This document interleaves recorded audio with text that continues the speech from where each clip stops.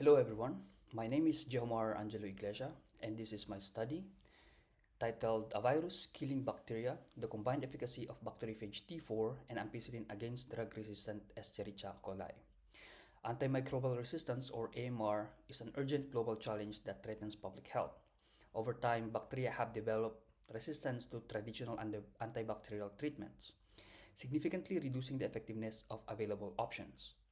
This growing prevalence of antibiotic-resistant bacteria highlights the urgent need for innovative solutions. Among these, bacteriophages have emerged as a promising alternative. These viruses are uniquely capable of selectively infecting and lysing bacterial cells. For example, in this study, bacteriophage T4 targets E. coli by binding to specific receptors on its surface, injecting its genetic material, hijacking the bacterial machinery to replicate, and ultimately lysing the cell, releasing new phages to infect other bacteria. This offers a potential approach to infections that resist conventional antibiotics. This study aimed to investigate the combined efficacy of bacteriophage T4 and ampicillin against ampicillin-resistant E. coli. The hypothesis proposed that combining T4 phage and ampicillin would yield enhanced effectiveness compared to their independent application. The study focused on evaluating the separate and combined effects of T4 phage and ampicillin. To begin, the bacterial host ampicillin-sensitive E. coli, or termed in this study ASEC, and ampicillin-resistant E. coli, AREC, were cultured and grown in nutrient broth. Ampicillin resistance was induced in AREC through gradual exposure to increasing ampicillin drug concentrations. Meanwhile, bacteriophage T4 was propagated using the phage-on-tap method.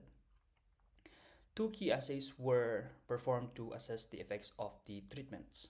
First, a plaque forming unit assay, or PFU assay, was conducted. This tested T4 phage alone and in combination with ampicillin against both bacterial hosts. Second, a turbidity assay monitored bacterial growth over time at intervals of 24, 36, and 48 hours. The resulting data were analyzed using two-way ANOVA followed by two key post-hoc tests in GraphPad Prism 10.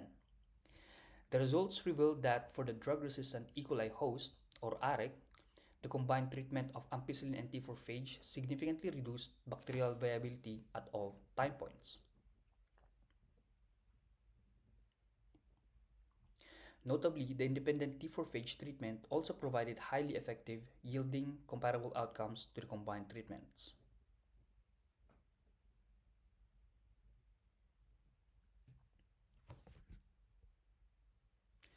Comparing the two treatments only showed significant difference at T24.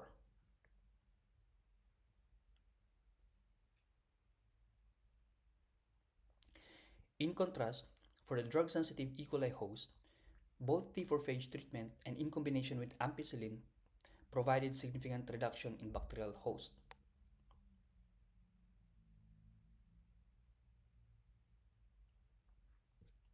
However, ampicillin treatment alone was sufficient to significantly reduce bacterial host viability.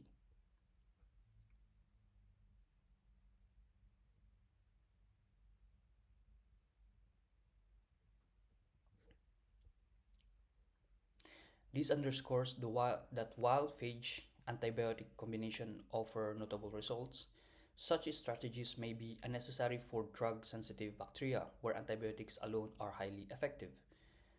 Further findings demonstrated that ampicillin-resistant host, AREC, produced a higher number of plaques, with larger distinct formations compared to the ampicillin-sensitive host, which exhibited smaller plaque sizes.